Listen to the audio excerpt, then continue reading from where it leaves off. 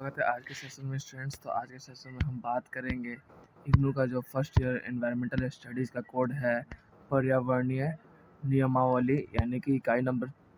12 यानी कि chapter number 12 के बारे में बात करेंगे। इससे पहले हमने 11 पर कर लिया था, तो उसका लिंक मैं आपको डिस्क्रिप्शन में प्रोवाइड कर दूंगा। आप वहां से जाके पर्टिकुलर अपने सेशन को अटेंड कर सकते हैं। तो हम बात कर लेते हैं चैप्टर नंबर 12 के बारे में। और उससे पहले मैं बात कर लूँ तो इसके एक मास्टर वीडियो को अपलोड कर चुका हूँ स्टूडेंट, जो कि आपके एग्ज़ाम के पॉइंट ऑफ व्यू से very very important and most important question answer के जो इम्पोर्टेंट क्वेश्चंस हैं जो आपके एग्ज़ाम में आने वाले हैं, तो उन क्वेश्चन का भी लिंक मैं आपको डिस्क्रिप्शन में प्रोवाइड कर दूंगा। आप वहां से जाके पर्टिकुलर अपने सेशन को अटेंड कर सकते हैं। अब बात कर लेते हैं वर्तमान स्थितियाँ। अब देखिए, बात की जाए तो हाल ही में हमारे पर्यावरणीय व्यवस्था की बात की जाए तो हमारा पर्यावरणीय जो है स्थिति बेहद ही विश्व स्तर पर काफ़ी हद तक बोल सकते हो कि नुकसानदायक और बोल सकते हो हार्मफुल रहा है, जिसके कारण हमारा पर्यावरण आने वाले समय में जो संकट व्यवस्था है वो संपूर्ण रूप से स्थिति देखने को मिल रही है। इससे पहले की बात की जाए तो हमारे आसपास के वातावरण में आप देख सकते हैं कि जिस तरीके से ग्लोबल वार्मिंग के बढ़ने के कारण जो है पर्यावरण अपने अनुकूल ना चलकर विपरीत स्थितियों में देखा जा रहा है। अगर आज के अनुसार अगर मैं बात करूं तो आज हमारे सिचुएशंस में प्रदूषण, आवासीय अपशिष्ट, जीव जंतु विलोपन, मानव आवास इत्यादि इन सभी के कारण जो है वायुमंडल जल प्रदूषण या फिर बोल सकते हो मृदा प्रदूषण इत्यादि इन सभी का स्वरूप हम देख सकते हैं अपने समाज में। इसके साथ साथ हम ओजोन लेयर की परत जो है दिन प्रतिदिन हार्मफुल या फिर इफेक्टिव होने के कारण जो है ओजोन परत जो है दिन प्रतिदिन कमज़ोर होती हुई नज़र आ रही है।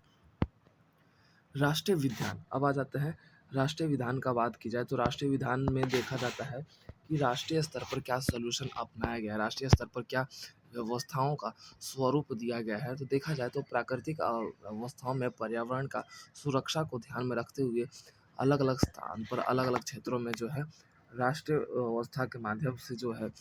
पर्यावरण को संरक्षित करने के लिए यहाँ पर अलग अलग प्रकार के कार्यक्रम की स्थिति देखने को मिलती है। और इसके साथ साथ जो है मूलभूत आवश्यकताओं और कर्तव्यों के बारे में लोगों को बेहद तरीके से बताने का प्रयास किया जाता है।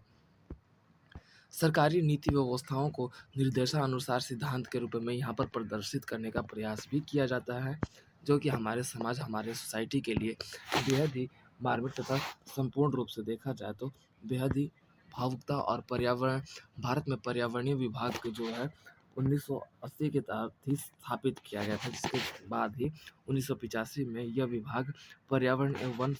मंत्रालय में बदल दिया गया और 2014 के बाद जो है इसे बदल कर पर्यावरण, वन और जलवायु परिवर्तन मंत्रालय के रूप में रख दिया गया, यानी कि मिनिस्ट्री ऑफ एनवायरनमेंट और फॉरेस्ट एंड क्लाइमेट चेंजेस के रूप में कर दिया गया। और इस मंत्रालय का कर्तव्य ही यही है कि संपूर्ण रूप से स्थितियों को नज़रअंदाज ना करते हुए हमारे पर्यावरण को ध्यान में रखते हुए मुद्दों को स्थापित रूप में आगे करा जाए और तथा जल अधिनियम और वायु अधिनियम और वन्य अधिनियम के तहत जो है उनको संरक्षित करने का प्रयास किया गया। देखिए, जल अधिनियम जिसे वाटर एक्ट, जल अधिनियम जो है ये आपका 1974 में जल अधिनियम जो संरक्षित रूप से संशोधन किया गया, जो कि 84 में इसका संशोधन किया गया। इसका मुख्य उद्देश्य था जल प्रदूषण को मुक्त करना या फिर जल प्रदूषण मात्रा को कम करना या फिर फैक्ट्री से होने वाले रासायनिक केमिकल है उन्हें नदियों में ना छोड़कर उनके लिए अलग तरीके की जो है व्यवस्थाओं की जाए। इस तरीके के कार्यक्रम को यहाँ पे चलाया गया और तथा बोर्ड बोर्ड व्यवस्था को भी संचालित रूप में लागू करने का प्रयास किया गया। राज्य बोर्ड नए उद्योगों के लिए उचित स्थानों पर जो है राज्य सरकार के सलाह देते हुए यहाँ पर जल प्रदूषण का न्यूनतम स्थिति देखने को प्रयास किया गया। और इस अधिनियम के तहत बोर्ड के अधिकारों को संपूर्ण रूप से बोर्ड कार्यालय स्तर पर जो है भारतीय स्तर पर जो 1988 के तहत जो है अधिनियम को लागू करने का प्रयास किया गया और संविधान प्रावधान में इसे जोड़ने का प्रयास किया गया। वायु अधिनियम, जिसे हम एयर एक्ट के रूप में जानते हैं, वायु अधिनियम में जो कि फैक्ट्रीज और औद्योगिक मात्रा में जो होने वाले वायु में प्रदूषण और केमिकल रसायनों को जो वातावरण में छोड़ दिया जाता है उसके लिए भी संपूर्ण रूप से व्यवस्थाओं का प्रयास किया गया। और वायु अधिनियम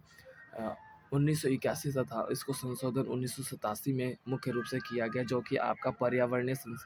समस्या के लिए एक समकालीन उपगाम की व्यवस्था में जोड़ने का प्रयास किया गया था।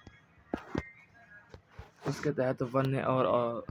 अधिनियम यानी कि फॉरेस्ट एंड वाइल्ड एक्ट के रूप में देखा जाए तो 1972 में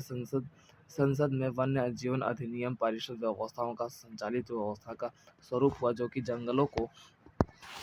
और जानवरों को बचाने के लिए ये आपका एक्ट लागू किया गया था, जो कि हमारे कानूनी व्यवस्था को बनाने के लिए अधिनियम का उल्लंघन करने वाले व्यवस्थाओं में जो भी व्यक्ति उल्लंघन करता हुआ पाया जाए तो उस स्थिति में दंड देने का भी प्रावधान हमारे समाज, हमारे सोसाइटी में देखा गया। ऐसी प्रजातियों व्यवस्था और शिकारियों व्यवस्थाओं का संचालित रूप में लाइसेंस द्वारा जो है इस तरीके के किसी भी प्रकार का अवैध हथियार रखने का पे भी जुर्माना और बोल सकते हैं उन्हें दंड देने का प्रावधान हमारे समाज में कर दिया गया। इसके साथ साथ फॉरेस्ट में होने वाले अलग अलग प्रकार के बोल सकते हैं कि गैर कानूनी व्यवस्था, जो कि गैर कानूनी स्थिति में चल रहे तस्करी था, उस स्थिति में उनको भी ख़त्म करने के लिए, जैसे कि अगर बात कर ली जाए तो यहाँ पे बब्बर, शेर, बाघ, मगरमच्छ इस तरीके के जो हमारे जंगली जानवर हैं, जो कि हमारे भारतीय व्यवस्था में हमारे एक सौंदर्य या फिर बोल सकते हो कि हमारे भारतीय पहचान के रूप में जाने जाते हैं, उनको संरक्षित करने के लिए स्थितियों में एक्ट लागू किए गए, जैसे कि बब्बर शेर की एक्ट जो है 1972 में, बाघ की 1973 में, मगरमच्छ का 1974 में, और हिरन को 1981 में जो है, और हाथी को 1991 से लेकर 1992 के तहत जो है इस तरीके के एक्ट पारित किए गए, ताकि कोई भी व्यक्ति अगर इन जानवरों को किसी भी प्रकार के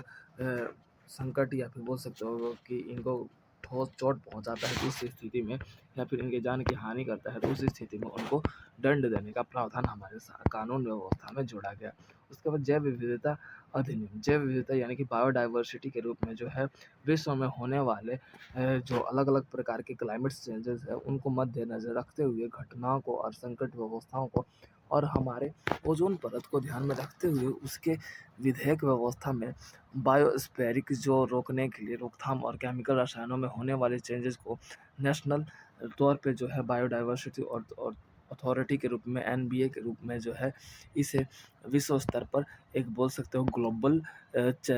प्रॉब्लम्स के रूप में रिप्रेजेंट करने के कारण जो है इस पर सुनवाई की गई। और सामान्य अधिनियम की बात की जाए तो इस तरीके के जो सामान्य यानी कि जो जनरल